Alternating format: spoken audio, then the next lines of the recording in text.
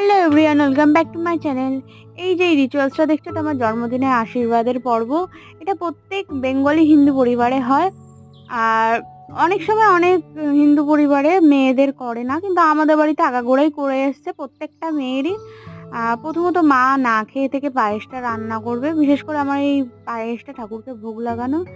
আর যেই প্রদীপটা দেখছো, এটা ঠাকুরকে আরতি করে তারপরে প্রদীপের তাপটা বুকে আর পিঠে মানে মাথায় দেয়া হয়, আর তারপরে ধান দুব্য দিয়ে আশীর্বাদ করা হয়। তারপরে যার জন্মদিন সে প্রণাম করে।